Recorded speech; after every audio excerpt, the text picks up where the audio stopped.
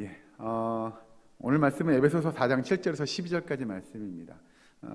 여러분 이 시간 저와 여러분에게 하나님의 또 성령님의 놀라운 은혜의 역사가 함께 임하기를 간절히 축원합니다. 여러분들에게 질문 하나 하고 말씀을 시작했으면 좋겠습니다. 여러분들은 은혜 받기를 원하십니까? 정말로 원하십니까? 그러면 여러분들이 받고자 하는 은혜는 도대체 어떤 것인가요? 라고 하는 겁니다.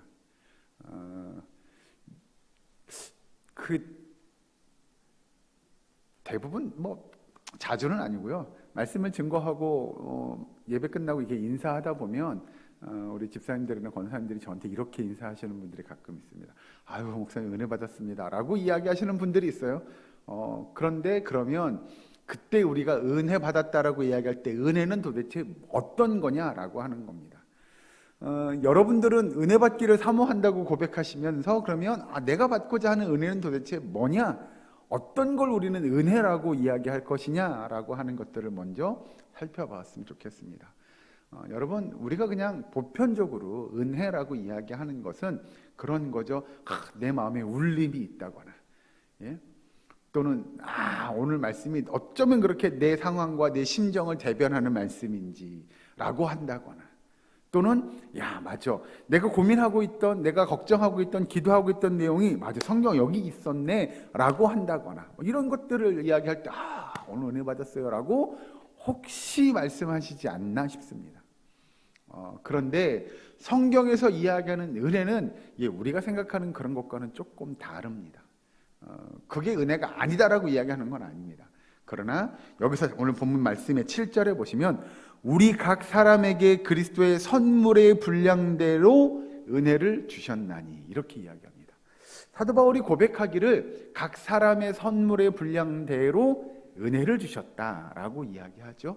이 말씀을 이해하려면 앞에 가서 한 군데를 보고 넘어와야 되는데요. 에베소서 3장 7절입니다. 4장 7절 보셨으니 3장 7절 말씀 여기도 같이 한번 읽어보실까요? 시작. 이 복음을 위하여 그의 능력이 역사하시는 대로 내게 주신 하나님의 은혜의 선물을 따라 내가 일꾼이 되었노라. 아멘. 여기서 이야기하는 3장 7절에서도 제일 끝에 은혜의 선물을 따라 라고 이야기하죠.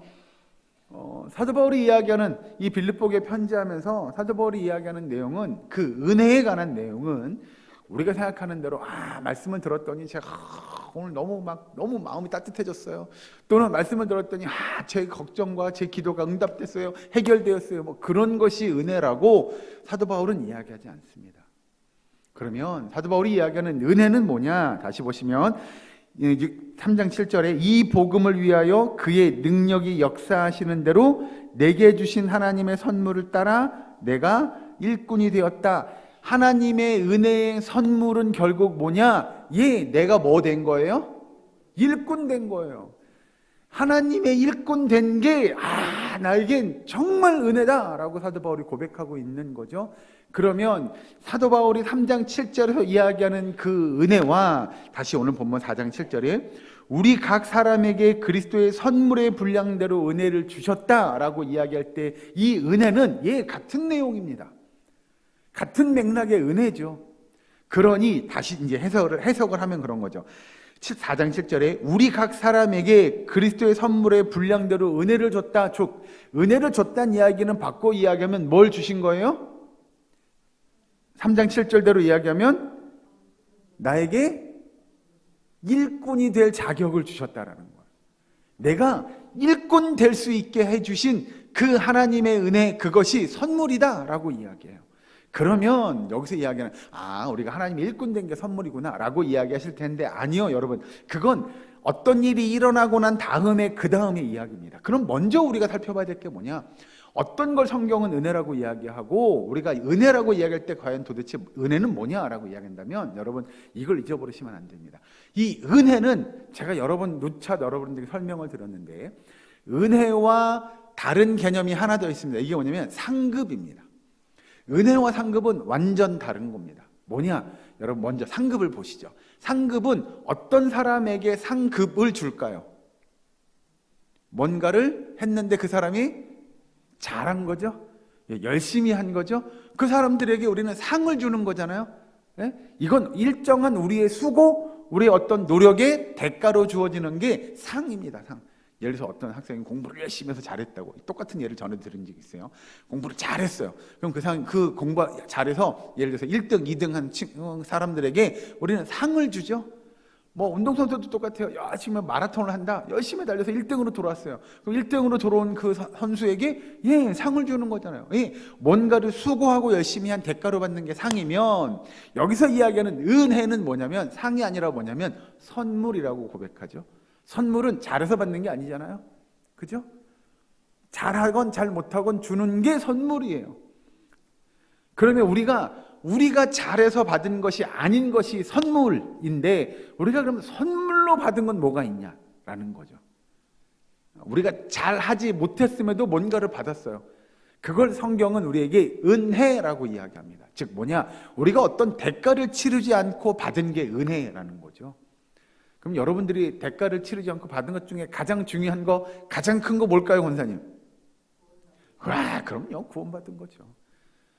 구원을 이야기하려면 그 전에 우리가 한 가지를 필수적으로 이야기하고 이해해야 돼요. 구원에 관한 이야기를 할 때 앞에 등장해야 할 한 가지가 뭘까요? 이렇게 이야기하면 헷갈리시죠? 그렇죠? 설명을 드릴 거예요. 구원은 무엇을 가지고는 우리가 구원받을 수 없어요.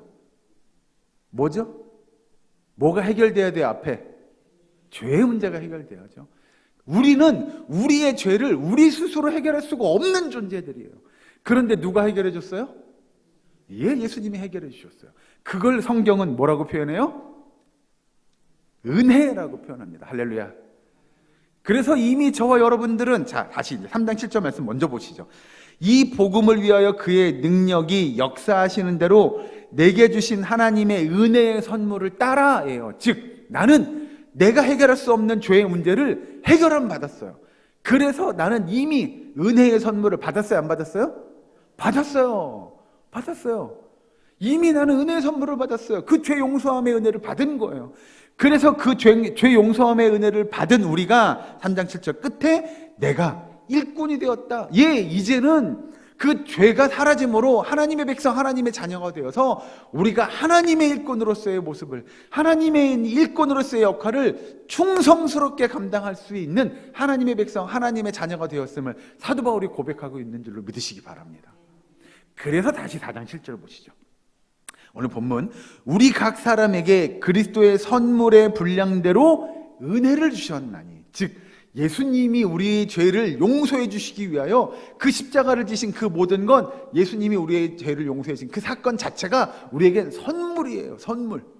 그러니 그것을 우리는 뭐라고 표현해요? 그게 은혜예요. 그게 은혜예요. 그러니 이미 저와 여러분은 은혜를 받았습니까? 아직 못 받았습니까?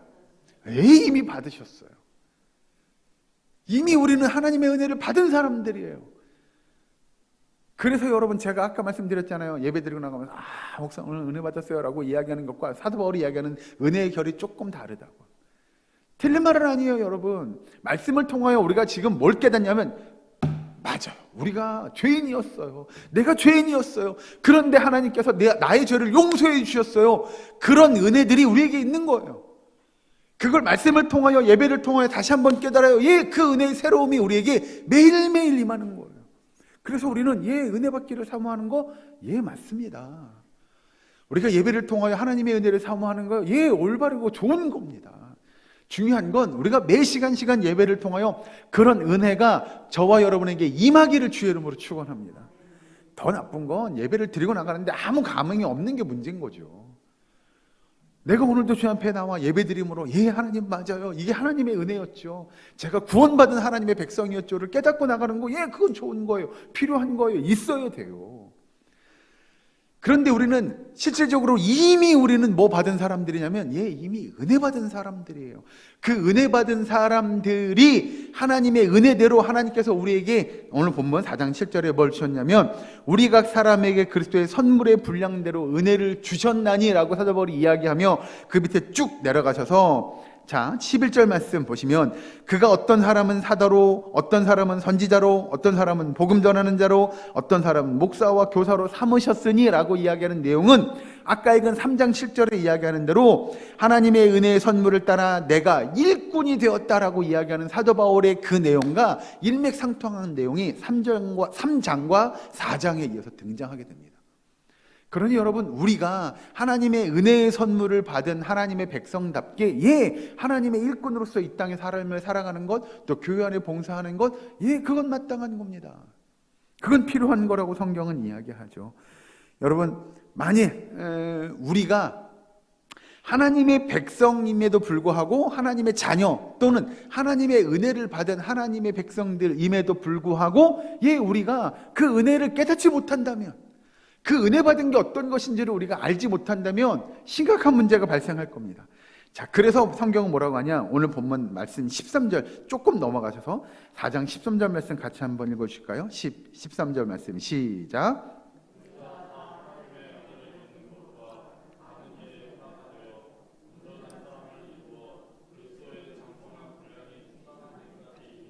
아멘. 여기서 이야기하는 대로 우리에게 맡겨진 그 직분, 우리에게 주어진 사명, 그것들을 충성스럽게 감당함으로 우리가 여기서 성경에서 이야기하는 대로 하나님의 아들을 믿는 것과 아는 것을 우리가 열심을 이루어가는 모습이 우리에게 필요하다고 사도 바울은 이야기합니다. 여러분, 그냥 우리가 은혜 받았으니 그래 맞아, 이거 은혜 받은 거야, 나 오늘 너무 좋았어 에서 끝이 아니라 그 다음에 우리는 하나님의 백성답게, 하나님의 자녀답게 우리의 믿음이 성장하는 일들이 필요하다고 가르쳐 주는 거죠. 우리의 믿음이 성장하려면 방금 읽은 13절 말씀처럼 우리가 다 하나님의 아들을 믿는 것과 아는 일에 하나가 되어야 한다고, 그리하여 온전한 사람을 이루는 일들을 우리가 경주해야 한다고 우리에게 가르쳐 주고 있음을 믿으시기 바랍니다. 여러분, 그래서 우리는 열심을 내야 합니다. 그래서 우리는 수고할 수 있어야 합니다. 여러분들이 받은 직분이요, 예를 들면 여기 성경에 등장하는 대로 목사로 또는 장로로, 권사로, 집사로 우리에게 주신 직분이요, 또는 우리에게 일을 맡겨주신, 예를 들면 우리 봉사의 자리가 있죠. 여기 오늘도 찬양대 우리 권사님들 찬양하시잖아요. 또는 교사도 있죠. 또는 우리 집사님 기도해 준 대로 구역장도 있고요. 또는 우리가 여기 이 모양 저 모양으로 여기저기서 예배를 수종들고 교회를 섬기는 일들이 교회 안에서 일어난다는 겁니다.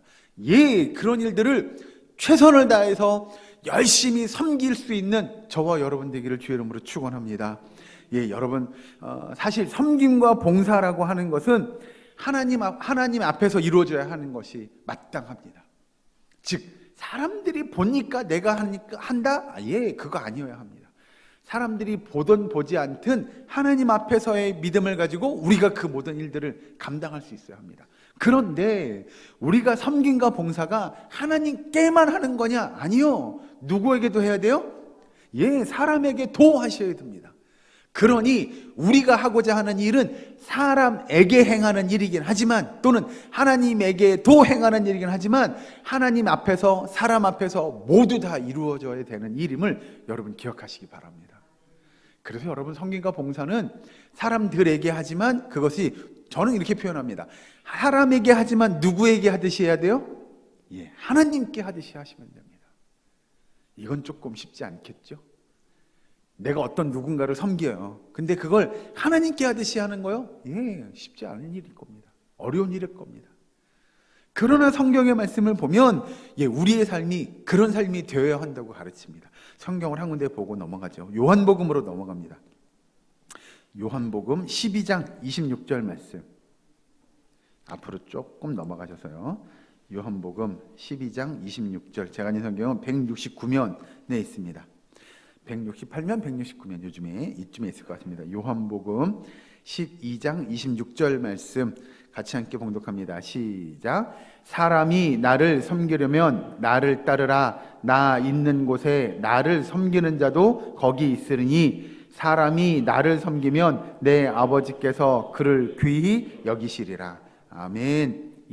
우리가 그렇게 사람과 하나님 앞에서의 믿음의 모습을 가지고 섬기게 되면 하나님께서 뭐라고 이야기하냐면 잘 보시면 26절에 방금 읽은 데 보면 사람이 나를 섬기려면 나를 따르라. 나 있는 곳에 나를 섬기는 자도 거기 있으리니. 사람이 나를 섬기면 내 아버지께서 그를 어떻게 여기신다고요? 예, 귀히 여긴다고요. 이걸 다른 편으로 바꿀까요?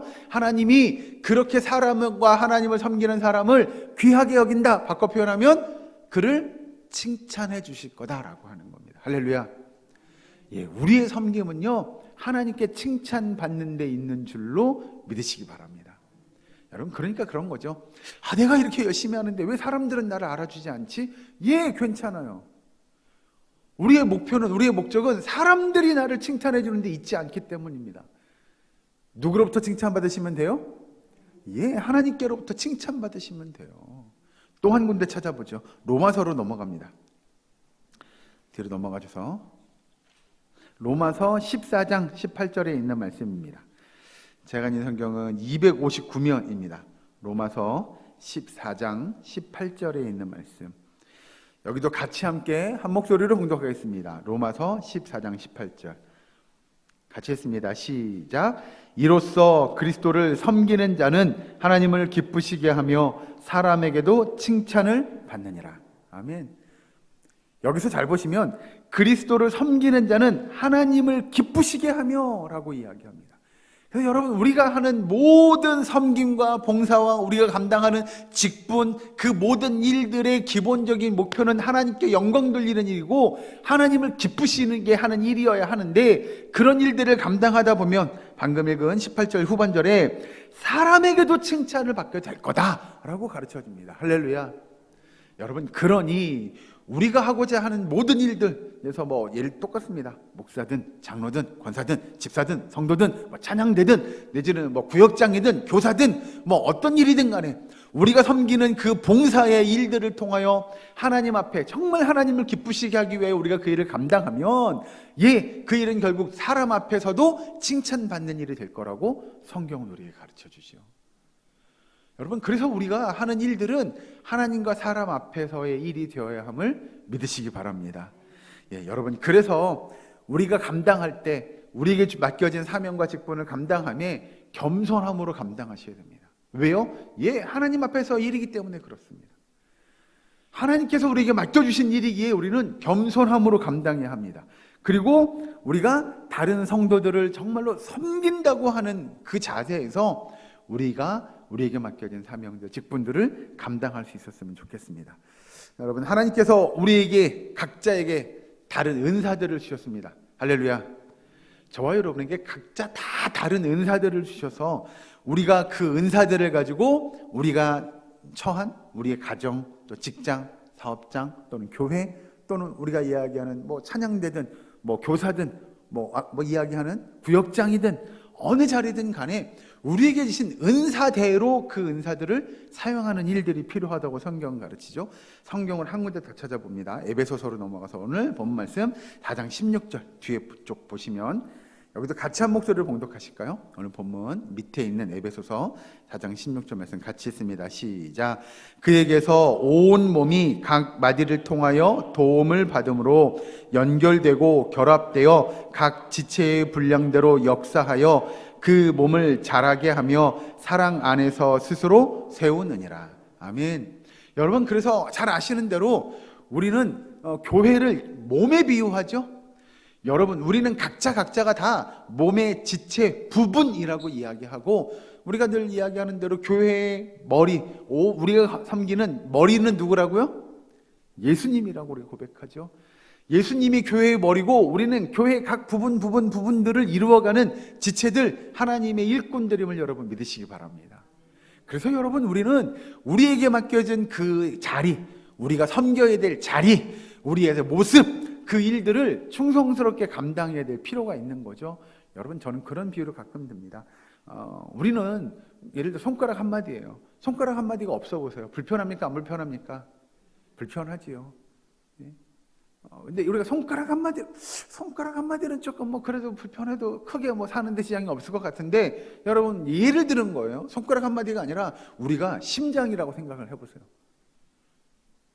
심장이 없으면 어떻게 돼요? 죽어요. 그럼 교회 안에 어느 한 부분이 맡겨진 직분과 사명을 충성스럽게 감당하지 못해요? 그럼 교회가 어떻게 될까요? 예, 죽을 수 있습니다. 어렵지 않습니다. 이건 여러분, 그래서 여러분 조심하셔야 됩니다. 아유, 나 없으면 교회가 안 돌아가. 예, 이건 교만입니다. 그러나 반대로, 아유, 나 하나 아니어도, 예, 이것도 교만입니다. 우리는 우리에게 맡겨진 일들을, 예, 그냥 묵묵히 성실하게 충성스럽게 감당하는 일들이 필요한 겁니다. 절대로 교만하지 않아야 해서 성경은 우리에게 뭐 하라고 가르치냐면 겸손하라고. 겸손함으로 하나님의 일을 감당하는 하나님의 사람들은 하나님 앞에 칭찬받는 일이 있을 거라고 성경은 우리에게 가르쳐 주죠. 예, 그래서 성경은 또 이렇게 비유하죠. 밑에 좀 넘어가서, 앞으로 넘어가서 에베소서 2장 20절 말씀 이렇게 비유합니다. 2장 20절에서 23절까지 말씀은 제가 읽어드리도록 하겠습니다. 너희는 사도들과 선지자들의 터 위에 세우심을 입은 자라. 그리스도 예수께서 친히 모퉁이 돌이 되셨느니라. 그의 안에서 건물마다 서로 연결하여 주 안에서 성전이 되어가고 너희도 성령 안에서 하나님이 거하실 처소가 되기 위하여 그리스도 예수 안에서 함께 지어져 가느니라. 아멘. 여러분, 그래서 교회의 건물을 비유하며 우리도 한 교회에, 한 건물에 여러분 모퉁이돌 하나? 저와 여러분이 그런 존재입니다. 사실 그 모퉁이돌 하나 없다고 뭔 일이 어떻게 일어나겠어? 라고 할지 모르나, 예, 여러분, 그 모퉁이돌 하나 없는 것으로 인하여 그 건물이 무너질 수도 있습니다. 그 무너지는 거 어렵지 않습니다. 그러니 여러분, 우리에게 주신 직분이요, 우리에게 주신 사명이요, 우리가 해야 될 봉사와 섬김의 자리요, 예, 그건 어느 것 하나도 중요하지 않은 일은 없습니다.